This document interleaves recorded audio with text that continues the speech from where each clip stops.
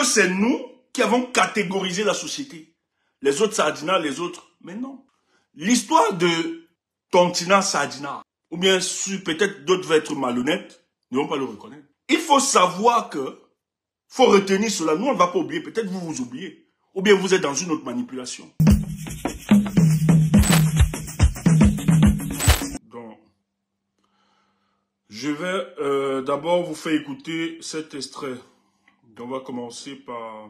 Parce que vous savez, avant d'aller aux élections, bien évidemment que nous appelons les gens à s'inscrire sur les listes parce qu'il y a les élections qui arrivent. Mais il faut savoir qu'il y a une première bataille, la bataille de l'opinion, celle de convaincre les gens, d'amener et leur faire expliquer le pourquoi et maintenant et de permettre à faire le choix idéal pour notre pays. Mais pour cela, donc, vous allez voir qu'il ne faut laisser aucune communication. Ne dites pas que ce qui se passe, c'est la distraction. Quand les gens sortent expressement, ils tiennent des discours, on n'est pas naïf. Ça participe au jeu politique et c'est des personnes qui ont, vous le voulez ou pas, qui ont opinion sur eux, qui ont une certaine, j'ai pas envie de dire, en fait, qui ont une certaine contribution dans la vie politique de notre nation. C'est pour ça qu'ils sont très écoutés et quand ils tiennent parole, c'est normal qu'on puisse analyser cela. Je suis attristé comme vous par rapport à la posture. Mais nous sommes sur le terrain politique. Malheureusement, il semblerait que dans son analyse est une analyse péremptoire, déconnectée de toute réalité, qui avait juste pour intention de manipuler. Écoutons la sortie de Henriette Ekouin sur Info TV. Et c'est une sortie après qu'elle ait fait une autre sortie où le MRC a répondu, a démontré effectivement qu'elle n'avait pas raison. Donc, elle vient confirmer une fois de plus sa posture sur cette chaîne. Elle insiste. Donc, vous allez comprendre. Écoutez. En politique et député était convié à cette session de la commission des lois. Comment peut-il dire que c'est faux alors qu'il sait qui l'a fait? Premier petit mensonge. Le deuxième, c'est quoi? Donc, je dis que Marafa n'y est pour rien. Il n'est pas un juriste. Il a eu des fonctions politiques, mais c'était un ingénieur chimiste. Quand il fait... Ça ne veut... Vous voyez, ben, je pense qu'en réalité, peut-être on va le dire après, mais la démarche de Maman Henriette Ekouin n'est pas une démarche sérieuse. Maman Henriette Ekouin ne peut pas expliquer aux Camerounais que pour défendre une commission, il faut forcément avoir une expertise. On lui dit que c'est le ministre de l'administration territoriale qui vient défendre cette position. Elle dit non, que c'est un ingénieur, il ne peut pas. Mais non, il ne s'agit pas ici de regarder à la qualification. C'est un service qui devait aller défendre la modification. Et lui, ministre de l'administration territoriale, il ne faut pas me dire que pour être ministre de l'administration territoriale, il faut forcément de la qualification. On peut avoir d'autres domaines parce que ces postes sont des postes politiques. C'est ce qu'il explique. Et pourquoi ce sont des postes politiques? On a vu le ministre de la communication qui était Issa Chiroma. Issa Chiroma, quand vous regardez son parcours académique, il n'a pas un diplôme qui effectivement l'amène à être ministre de la communication. Il n'a pas un diplôme de journaliste, il n'a pas un diplôme de communication. Mais il a été ministre de la communication. Ce sont des postes politiques. Et maintenant, ce n'est pas le ministre qui travaille ou bien qui élabore. Il est entouré par des techniciens, des technocrates. Il est entouré par des experts qui accompagnent le ministre lorsque des choix doivent s'imposer, qui font des propositions, qui étudient. Il y a des spécialistes tout autour. Donc c'est une aberration. Cette déclaration, ça ne veut rien dire. C'est pas pertinent. Maman est quoi? Il ne faut pas une qualification pour défendre à l'Assemblée nationale. D'ailleurs, que va-t-on dire donc de nos députés? Est-ce que tous nos députés sont qualifiés? On a vu des gens qui n'avaient pas de parcours scolaire, être des députés, être des maires, et qui ont même souvent bien servi leur circonscription, ou bien leur localité, mais qui n'avaient aucun diplôme requis. Donc, c'est pas un débat, c'est pas pertinent, Maman Henriette Ekouin, de dire que le ministre Marafa était un ingénieur et qui ne pouvait pas. Non, il ne s'agit pas d'avoir une connaissance. C'est que le dossier a été fait sous la proposition du ministère de l'administration territoriale. Et c'est eux qui devaient défendre cette position. Et c'est ce que le MRC dit. Que aussi vrai que vous voulez condamner le professeur Maurice Kamto, mais il vous dit néanmoins C'est pas moi qui ai défendu. Et les Camerounais sont allés plus loin, vous dites, mais amenez des éléments qui le démontrent. Prouvez-nous, il ne suffit pas de venir sur des plateaux dire. Et vous voyez, le Cameroun, depuis un certain temps, depuis que Maurice Kamto, malheureusement, a décidé de s'attaquer aux vraies questions de gouvernance de notre pays. Vous voyez que les gens se lèvent partout, fabriquent des choses pour faire croire à l'imaginaire populaire que ce monsieur est une imposture. Mais heureusement qu'il y a des éléments. Heureusement qu'il y a des éléments. Et j'ai vu ce matin, non, hier soir, on a publié le livre d'Arafat Amadou Yaya, le ministre. Il vient, il a en prison, il vit. Dans ce livre, il défend, il dit qu'il a défendu la modification de la Constitution. Heureusement. Donc, le livre de Marafa Amidou Yaya vient trancher parce qu'elle fait une sortie, elle insiste. Elle a fait une sortie avant où elle accuse le professeur Maurice Kamto, le parti politique dont il est président. Ils font une déclaration pour prendre le peuple à témoin. Et dit, mais non, nous respectons Madame Ekouin. Même si elle n'aime pas notre organisation ou bien notre leader. Mais mentir à l'imaginaire populaire, mentir aux Camerounais, c'est grave.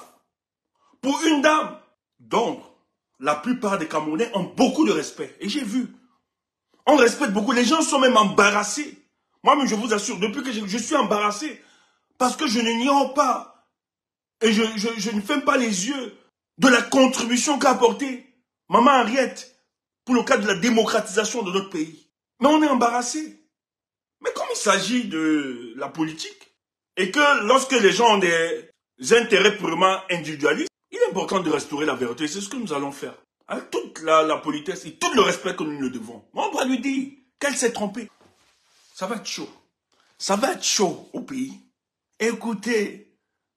Il finit l'école, il entre directement à l'entreprise FCFK.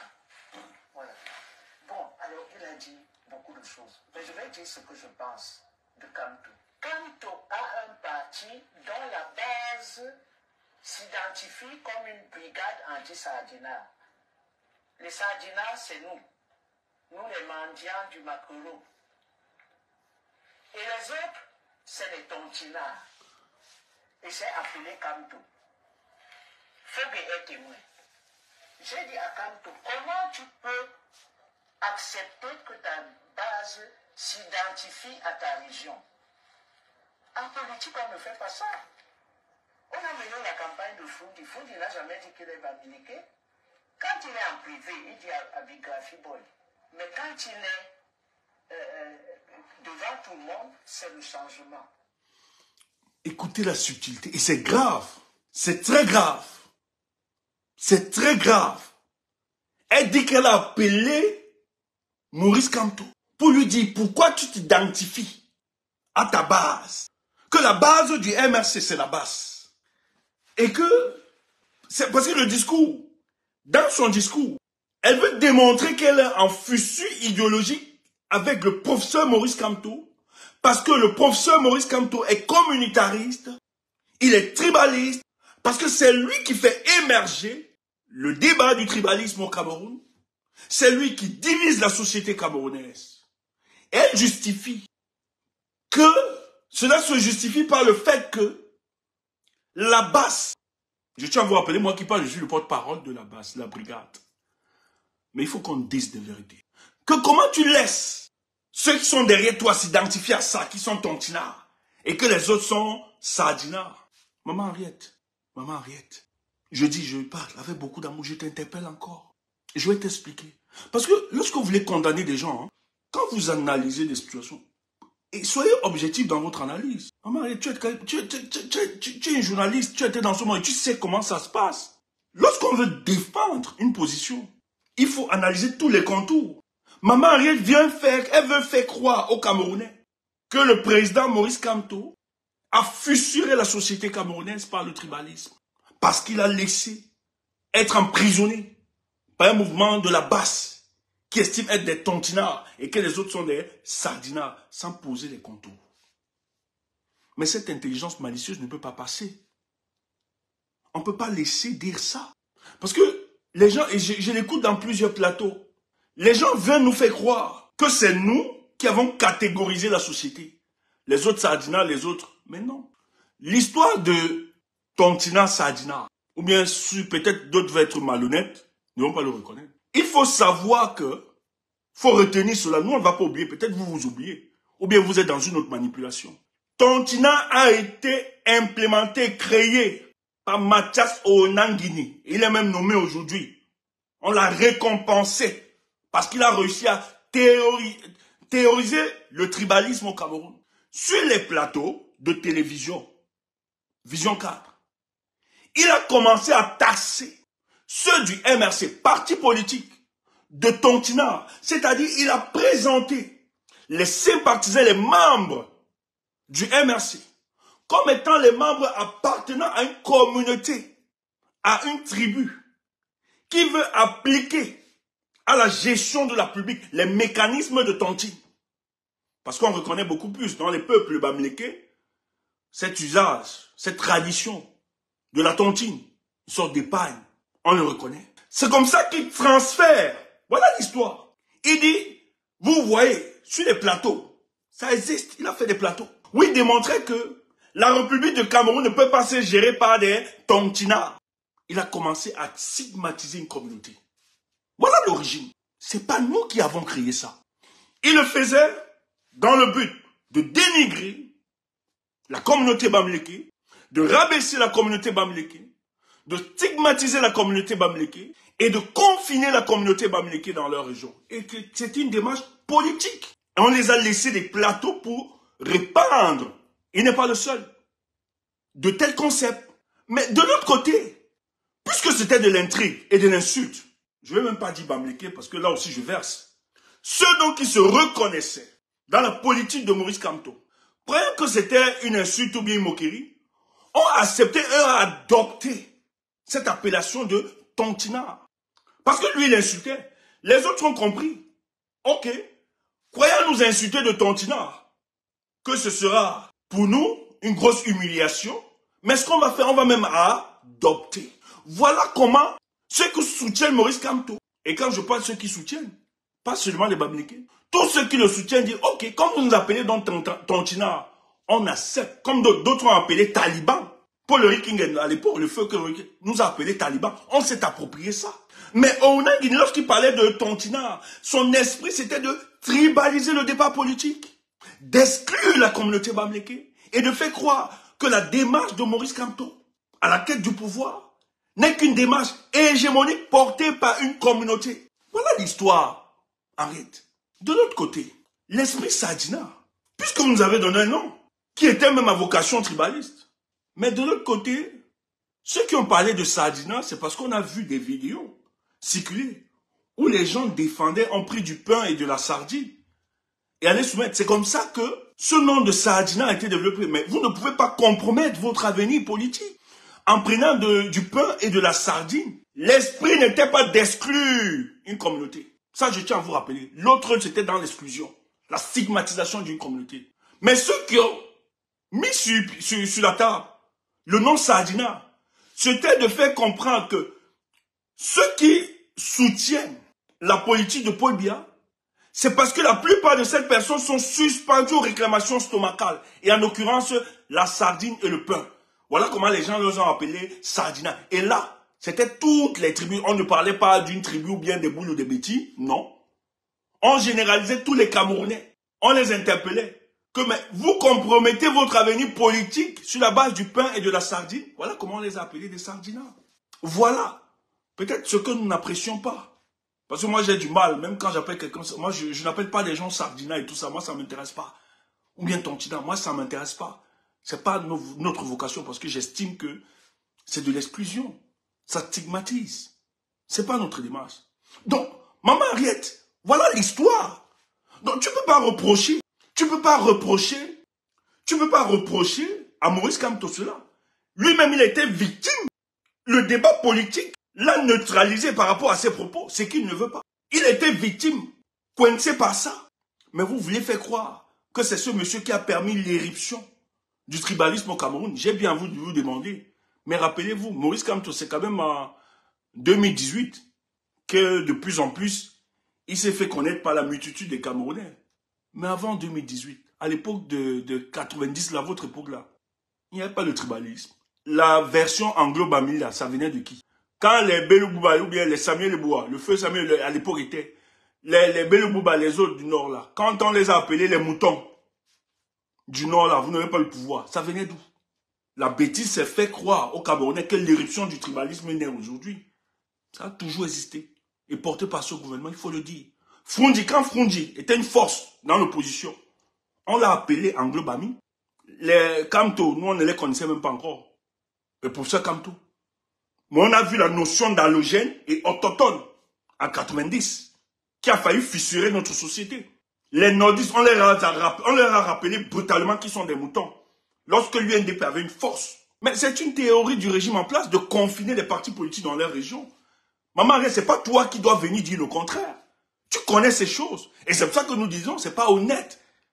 Sûrement, il y a d'autres choses. Il y a d'autres motivations derrière. On connaît. On sait, on n'est pas naïf. Tu n'es pas obligé d'être derrière Maurice Kamto. C'est ton droit le plus absolu.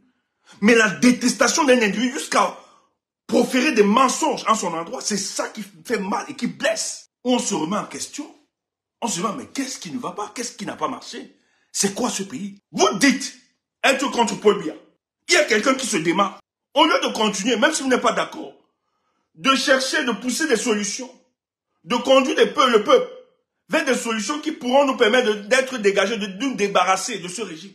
Mais ce que vous faites, les prophètes du statu quo, vous venez neutraliser le peu d'espoir et des gens qu'on n'a même pas encore expérimentés. Parce que vous faites un procès d'intention à Maurice Kamto. Il n'a même pas encore goûté la magistrature suprême pour qu'on puisse avoir de tels préjugés, qu'on puisse le censurer, qu'on puisse le sanctionner, qu'on puisse l'exclure, qu'on puisse le stigmatiser, qu'on puisse l'attaquer avec une telle violence, un tel mensonge, alors qu'il n'est même pas encore aux affaires. Ça nous blesse.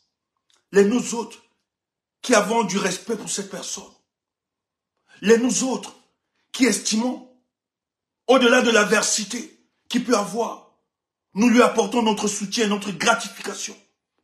On ne peut pas permettre que vous réduisez pour nous cette icône politique, que peut-être vous refusez de comprendre, d'accepter ou bien d'abattre. Vous ne pouvez pas nous arracher cet espoir. Écoutons. Comment tu peux faire un parti de suprémacistes Bamileke? Parce que c'est ça, ce parti-là. Oh. Les suprémacistes Bamileke. Est-ce que c'est pas excessif? Hein? Non, j'assume, qui viennent. Vous avez quelques éléments pour enrichir votre déclaration. En 2013, oui. Et il a refusé les débats. Et j'ai été convié pour l'interroger. Et je lui ai posé cette question. J'ai dit, mais vous saviez que... Elle dit qu'il a refusé les débats. Mais j'ai été convié à l'interview. Je lui ai posé cette question. En tant que ministre... Quelle contradiction. Et ça ne vous a pas semblé bizarre de venir vous présenter après? D'ailleurs, quand on sait que c'est parce qu'on lui a soufflé à l'oreille qu'il ne sera plus présent au gouvernement qui allait suivre. De décembre 2011, c'est là qu'il est parti. Il n'est pas parti parce qu'il voulait partir. C'est faux. Il s'est autoproclamé opposant. Et j'ai aussi dit que quand on n'est pas un homme politique, vous ne pouvez pas être un homme politique. Et vous demandez à votre base d'aller saccager les ambassades. Vous, un juriste. Quand on n'a jamais...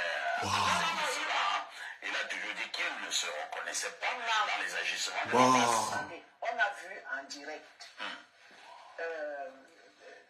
comment on l'appelle, son directeur de campagne, Paul-Éric Kingé, dire à la télévision, mais qu'est-ce qu'ils attendent? Qu'ils aillent à Berlin, à Paris. Il faut saccager les... Pourquoi il n'a pas dénoncé ça? Quand on décroche les fichiers du président... 1. Paul-Éric Kingé, dans sa sortie, le feu Paul-Éric Kingé, lui, il avait fait ce genre de proposition. Il dit que le professeur ne l'a jamais entendu. Voilà même d'ailleurs où les gars étaient en fissure. Parce qu'il estimait, il donnait des mécanismes comment lui voulait faire l'histoire même reproduite. Mais le professeur n'a jamais voulu faire ça. C'est quelqu'un de très légaliste. Maman, tu mens. Elle dit que la basse, je tiens à rappeler que si le président Maurice Kamto était en connivence avec la brigade anti-Sardina, je tiens à vous rappeler, les services secrets français nous connaissent. Hein. Je suis le porte-parole de la brigade anti-Sardina. Ils ont tous les éléments. Et même les services de renseignement camerounais on aurait établi, surtout qu'il était en prison pour ça, on aurait établi et montré les éléments qu'il est en connivence avec la brigade. Ma vidéo ne contient pas, ça ne contient pas de musique, ne me coupez pas. Ah ouais, comme je fais écouter, je sais pas. Maintenant, ils nous censurent partout. Comme je fais écouter, ça ne contient pas de musique, ma vidéo, ne me coupez pas le direct, je vous en prie. C'est important pour moi. Oh, c'est grave avec cette histoire du Facebook là. On veut museler la parole, c'est quoi ça? Elle dit que le saccage de l'ambassade, mais vous voyez, mais c'est grave, hein, si peut-être les gens ne comprennent pas, mais c'est très grave. C'est très grave la déclaration de cette maman-là, c'est grave. On nous infantilise, moi je suis le porte-parole de la brigade anti-Sardina. On vient nous dire que le fait que nous sommes sortis, aller manifester à l'ambassade, est consécutif aux ordres donnés par... Je tiens à vous rappeler, vous pouvez tromper, mais nous sommes des acteurs. Vous êtes dans la rumeur. Nous, on vous donne maintenant l'information. Maman Henriette, tu es dans la rumeur. Tu es dans le mensonge. Maman Henriette, tu mens, tu es dans le mensonge. On ne dit pas ça à l'aîné, mais je suis désolé. Maman Henriette, c'est du mensonge, cette déclaration. Lorsque les Camerounais décident, en janvier, de sortir pour manifester leur mécontentement par rapport au Hopdog, pour exiger la cessation de la guerre dans le nord-ouest et le sud-ouest, et pour demander une commission sur l'argent des stades qui ont disparu. Le MRC décide. Et nous, mouvement, qui avons toujours demandé à l'opposition camerounaise de rallier la cause du peuple, lorsque le MRC a décidé de sortir, on a vu une telle violence, je dis bien une telle violence par rapport à ce peuple, qui bénéficiait même de la complicité de certains responsables de quartier pour stigmatiser ceci. On a vu des vidéos. Nous, on était à Clignancourt, hein. On devait organiser une manifestation, c'est ce qu'on a toujours fait. Nous, ici en Europe. Lorsque les Camerounais décident de manifester, nous on s'organise ici en Europe. On fait toujours des marches, on se mobilise, ou bien des meetings, pour soutenir ce peuple. Parce que le but pour nous, c'est leur dire, vous n'êtes pas seuls, nous sommes là avec vous. Même si géographiquement, nous sommes distancés. Et ce jour, on se retrouve. La plupart viennent. Voyez les vidéos qui ont circulé, parce que l'objectif de M. Paul Biya, c'est de tuer les expressions des oppositions au Cameroun. Et ce jour, ils ont maté. Lorsque nous avions vu le sang de nos frères, en occurrence Djamen, Ndoki, l'autre jeune qui se retrouve ici maintenant, ici en Europe avec nous, l'autre frère, j'oublie le prénom. Ça nous a choqués. Ça nous a sidérés. Voilà les causes qui ont mené aux Camerounais. Tous ceux qui sont venus à cette manifestation, il faut. Les gens nous disent, il faut. Même les leaders n'étaient pas prêts.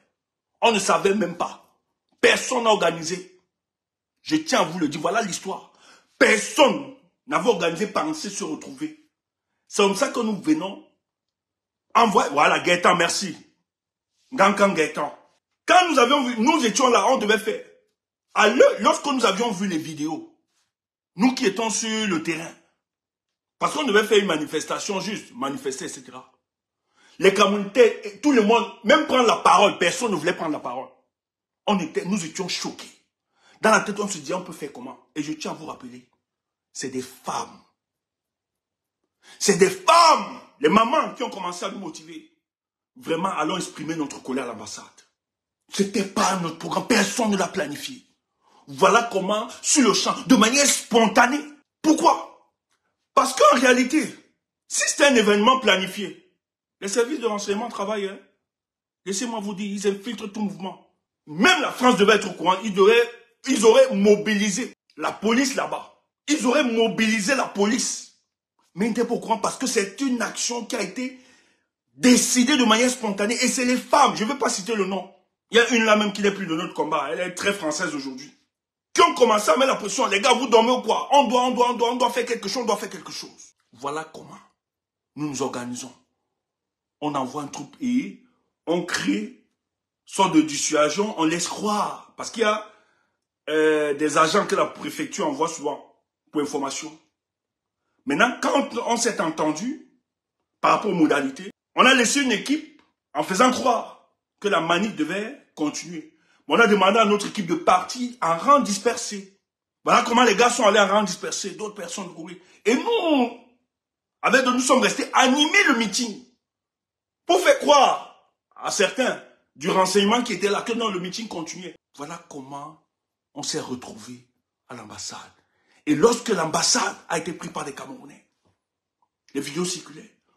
Tous nous avons déménagé pour aller manifester notre mécontentement là-bas. C'était la frustration. Et tous les Camerounais, je dis bien, la quasi-totalité des Camerounais ont salué, étaient fiers de cette action. Maman Henriette ne peut pas dire n'importe quoi. Maman Henriette, tu parles mal de la basse. J'aime pas souvent mettre, j'aime pas ça, c'est pas mon truc. Mettre des éléments de conversation. Et maman Henriette, tu vas pas ignorer. Lorsqu'on chasse Paul Biya de Genève, maman Henriette, tu m'appelles. Le jeune du Manindem là, l'autre ami peut témoigner, parce qu'il travaille beaucoup avec toi, Missunga, je crois que c'est Missunga, oui, Missunga, qui m'appelait tout le temps. J'ai ton numéro, maman, arrête. C'est Missunga qui m'a donné le numéro pour qu'on puisse causer. Tu m'as félicité, tu as félicité là-bas ce que nous avions mené comme action quand on a chassé Paul Biya. Je n'invente pas n'importe quoi. On a causé. C'est à cause de toi que je sais que Paul Biya est citoyen d'honneur en Suisse. Ce n'est pas deux personnes, personne d'autre me l'a raconté. Et tu m'as dit, c'est dans les années 90. Et tu me dis, c'est toi qui me dis qu'il est, c'est lui, l'hôtel là-bas. Il finance, tu as tous ces éléments. Tu m'as donné des éléments, je ne vais même pas en dire d'autres. C'est toi qui m'as expliqué le comportement des Suisses. Tu as tous ces éléments, maman Henriette. Tu as toujours félicité la basse pour les actions qu'ils mènent. Tu peux pas dire le contraire, ma mère. On a causé sur ces questions. J'ai pas seulement envie de... moi, ça m'intéresse pas, c'est pas trop mon truc. Mais tu as félicité, tu nous as félicité pour des actions que nous avions menées pour chasser Paul Biya. Pourquoi aujourd'hui tu viens dire que nous sommes des extrémistes, alors que hier, tu nous as célébrés, tu nous as salmodiés. Moi, en l'occurrence, le porte-parole. On se connaît depuis le pays. Et même dans nos conversations, j'étais toujours dit, mais maman, tu es de l'opposition. Mais même si vous avez des différences, mutualisez les efforts et tout ça. Tu as donné tes raisons que j'ai respectées. Je suis resté tranquille, je t'en veux pas pour ça. Mais si nous t'en voulons aujourd'hui, c'est parce que tu viens raconter du mensonge sur une personnalité qui suscite de l'espoir. Même si c'est pas chez toi, bien derrière une groupuscule d'individus. Mais il y a d'autres Camerounais qui aiment ce monsieur. Il y a d'autres Camerounais qui sont en phase avec son combat. Et le fait d'avoir travaillé avec un gouvernement n'exclut pas quelqu'un du champ politique. Maman Henriette, le fait d'avoir travaillé avec quelqu'un ne l'exclut pas. Moi là, si demain, les proches collaborateurs, je ne vais même pas citer les noms, de Paul Biya, changent le cap et qui mènent un combat que j'estime que ce combat porte les aspirations du peuple, je les soutiens. Je ne vais pas regarder qu'ils ont travaillé parce que j'estime, aussi vrai que les hommes peuvent se tromper, mais il y a des hommes qui peuvent avoir la capacité de renoncer à leur démarche et opter d'autres. Donc moi je crois aux humains, je crois en l'humain. Et quand je parle de croire en l'humain, c'est pas un l'humain parfait. Je prends l'humain dans toute son entièreté. Ses qualités et ses défauts. C'est pour ça que je ne fais pas d'analyse ou bien de jugement. Je ne peux pas avoir de préjugés. Et la politique, cette discipline noble que nous aimons tant, elle a des paramètres. Elle est autre chose. Elle a une autre dimension que vous ne pouvez pas comprendre. Parce que la science même, la politique même en tant que science, sur le plan principiel, est bien tout ça. Mais le problème, c'est que quand la politique vient interréagir dans un écosystème des hommes, où la particularité de ces hommes, ils sont guidés par leurs intérêts, leurs individualités, ça veut dire qu'il y a des rapports de force. La politique donc doit s'adapter à ces contingences. C'est aussi ça la capacité, l'auteur, la hauteur que nous devons avoir. Il ne suffit pas de rester dans la détestation d'un individu. C'est pas intéressant, c'est pas pertinent. Le fait d'avoir que Maurice Kamto ait travaillé, surtout qu'il a même expliqué les circonstances qui l'ont amené travailler comme délégué. Mais même s'il est sorti, qu'il savait qu'on devait chasser, est-ce qu'il n'est pas sorti? Maman Henriette, même si Maurice Kamto est sorti du gouvernement et il savait, est-ce qu'il n'est pas sorti? Est-ce qu'il n'est pas sorti? Il faut un déclic. Donc, le fait d'avoir travaillé avec le gouvernement Paul Biya, pour moi, ne l'exclut pas, ne le sanctionne pas, ne le condamne pas. N'estime pas qu'il ne peut pas apporter autre chose. Mais voilà l'aîné Tutu Sézoa. médecin de Paul Biya. C'est-à-dire qui était au centre des orientations politiques machiavéliques de Paul Biya. Lui aussi, on peut le juger. Mais à un moment, il a compris qu'il ne peut plus être en phase avec eux. Il a cru à un idéal. Il s'est détaché. Si le professeur Tutu Sezoa estime qu'aujourd'hui, il est en déphasage, je suis qui pour le condamner? Et si seulement il soutient le peuple, je le soutiendrai. D'ailleurs, vous prenez les exemples dans d'autres pays. Sonko qui a adulé au-delà du Sénégal, dont la plupart vous saluent. Sonko a travaillé dans le gouvernement de Macky Sall. Sonko a travaillé dans le gouvernement de Macky Sall. Est-ce qu'on peut donc censurer Sonko? Parce qu'il a travaillé? Non. Mais quand on voit les actes que Sonko pose, est-ce qu'il ne pose pas des actes qui contribuent à porter les aspirations de son peuple? Ce gars travaille pour son peuple. Voilà pourquoi on cherche des contentions juridiques dans le but de l'empêcher de se présenter comme une candidature. Donc c'est pas pertinent. Même Macky Sall qui est devenu président, il a travaillé avec Wade. Mais pourquoi les Sénégalais n'ont pas compris, n'ont pas censuré Macky Sall? Parce qu'il a travaillé avec Wade. Donc c'est pas pertinent ce discours, maman Henriette. Toi qui es journaliste politique, tu pouvais mieux comprendre cela. D'où il y a une impertinence. Et nous autres, ça nous renseigne juste à quoi? À la détestation d'un homme. Maman Henriette, tu détestes Maurice Kamto. Et derrière, tu le détestes parce qu'il aussi bamléqué. Voilà le vrai débat. Mais c'est la perception que nous avons. Parce que quelqu'un humainement équilibré et qui a quand même une certaine lecture de l'écosystème politique de notre pays ne peut pas tenir ce genre de langage. Et j'ai toujours dit aux gens, peut-être vous ne savez pas, la politique c'est quelque chose. Quand je vois d'autres, quand tu ne seras jamais président tel, vous savez comment ça se passe? Vous savez comment ça se gère? Est-ce que vous savez que ça peut arriver pour bien là même? Accepte que quand tu sois président. Je dis bien, les groupes de pression peuvent s'organiser tant à l'intérieur qu'à l'extérieur, partout dans le monde. Paul Biya vient là, il vous dit, ou bien créer un mécanisme pour faire conduire quand il y a des groupes d'intérêt. Il y a de la lecture. Il y a des choses. Peut-être vous ne saisissez pas ça. Donc quand vous voulez condamner des gens, ou bien les exclure, vous n'êtes pas des dieux. Vous n'êtes pas Jésus-Christ. Pour lire les temps et les saisons, ne dites jamais il ne pourra pas. Ne dites jamais. Et moi, c'est ce que j'ai appris en politique. On ne dit jamais, jamais. Tout peut arriver. Kagame est dans son pays. On a combattu sa tribu. Parce que ceux qui avaient le pouvoir estimaient jamais une telle communauté au-dessus d'eux. C'était mal connaître l'histoire. C'était mal connaître l'histoire de l'humanité et mal comprendre la politique. Il y a des enjeux qui peuvent amener des gens à prendre d'autres orientations. Personne n'aurait cru que Paul Biya soit président de la République. Je dis bien personne. Et d'ailleurs, les proches collaborateurs d'Amadou Ahidjo, y compris sa femme, ont combattu Paul Biya. Et on te dit même son talent n'amenait pas les gens à lui faire confiance. Mais à la surprise de tous, Ahidjo a décidé que c'est lui qui devienne le président de la République. Vous savez ce qui s'est passé. Alors que les gens de confiance, les hommes que Amadou Ahidjo aimait, portait tant, on te parle même de sa femme, celle qui lui fait le PCM, le petit coup martinal, n'était pas d'accord de son choix avec Paul Biya. Mais il les écoutait tous. Mais il riait dans son cœur. À la grande surprise, c'est Paul Biya qui fut président, alors que les gens l'avaient voué, qu'il ne devait pas être président. Jamais, jamais. Vous ne connaissez pas. Même si vous détestez, ne dites jamais, jamais. Vous pouvez raconter tout ça, mais ça n'enlève pas le choix porté par le peuple camerounais.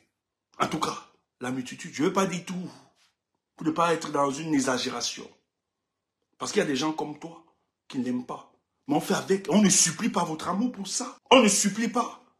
Je veux bien que vous essayez d'être critique avec le professeur, mais surtout que ce n'est pas un ange, ce n'est pas un Dieu.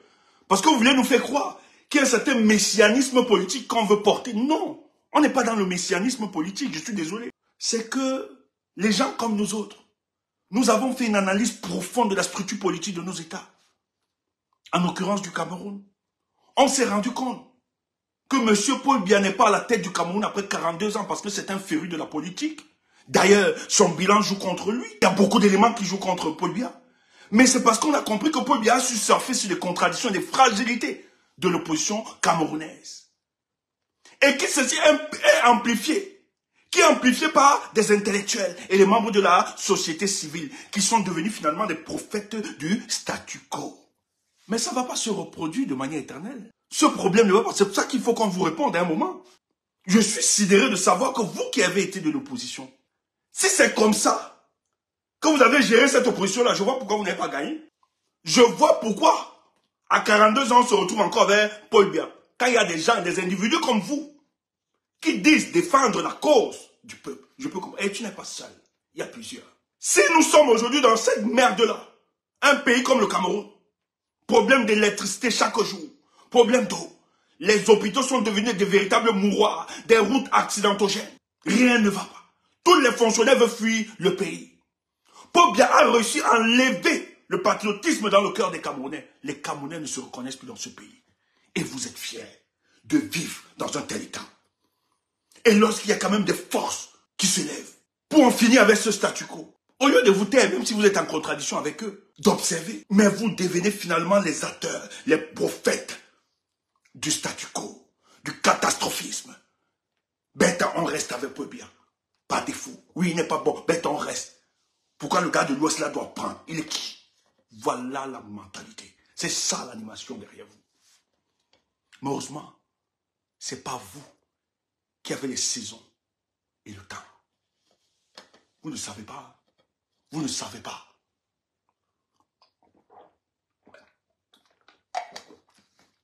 Vous ne savez pas. Et le monde là, ça tourne, ça bascule.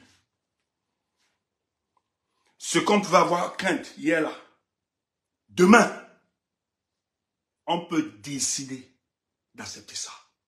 Les choses changent.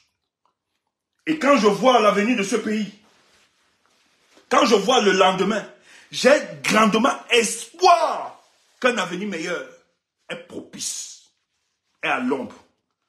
Peut-être vous ne savez pas, il y a le comportement que mène. Actuellement là, c'est grave dans le régime. Sur le plan familial, sur d'autres dimensions, c'est grave. Tu attends ça, c'est grave. Et à l'heure-ci, ils seront obligés d'être pliés. Soit ils vont négocier pour un bon départ, parce que c'est ça, c'est là-bas où nous allons.